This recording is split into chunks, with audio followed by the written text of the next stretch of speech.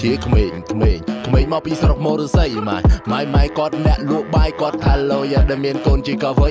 ជាក្មេងចេញពីជនបទចេះខ្វល់អនាគតតាំងពីថ្នាក់ទី8មុខគ្រើមដូចស្បែកគីងគូអីលើចង់ភ្លក់រសជាតិជាសេដ្ឋី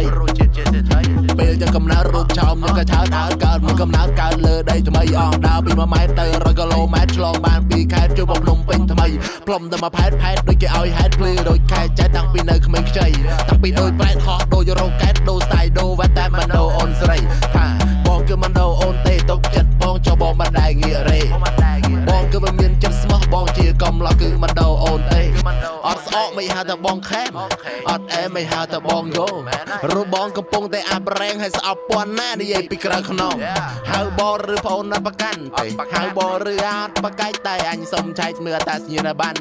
នៅក្មេងឯងកុំចង់វាយស្មៅយកចាស់ធ្វើខ្លាគ្មានគួរឲ្យស្រឡាញ់ទេកុំអង្គុយឲ្យខ្ពស់ជាងឈរបើបងអត់ចេះរកអានឹងពីរបស់ខ្មែរអានឹងហើយថាឆ្កែត្រូវហើយជីវិតគឺមិនទៀងទេពេលខ្លះបងអូនធ្វើជាកំ pl ែងបើអត់ចេញជាកំ pl ែងបើជាត្រូវស៊ីកំភ្លៀសមែនហើយមានអណ្ដាតយកកំចេះតែកឡោះមានមាត់យកកំចេះតែចំហដៀលគេថាអ្នកក្រក៏ឲ្យបែរចេញជាឈៀងជាក្មេងមកពីស្រុកមរស័យម៉ៃគាត់អ្នកលក់បាយគាត់ថាឡូយ៉ាដែលមានកូនជាកវី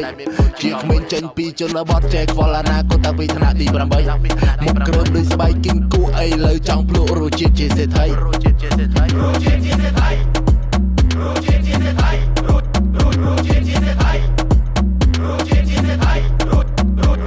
ពីមុនគេក៏លោកដូចជាដូមីណូធ្វើការចាំសុកមិនដល់ដូលីអូខំប្រាំងត្រកមិនដល់ពីដល់ស៊ូអង្គុយកើតទូបារីកាដមូក្បាលខ្ញុំពាក់មួបារណែវខេបកានូចេះហ្វេកគេមិនរាប់ជាគូហ្វេនខ្ញុំក្មេងក៏កំពុងតែក្លែបយកខ្ញុំជាគំរូសម្រួលសម្របសម្រួលឲ្យវាស្របហើយសម្របឲ្យវាស្រួលកម្មមេគឺជាអំពើអាណាជាអ្នកធ្វើគឺអានឹងអ្នកទទួលក្មេងធ្លាប់តែដើរគេសាឡាឥឡូវគេហៅថាសើគំរូកោបស៊ីលុយតែដុល្លារតែពីដូចតាស៊ីមលូ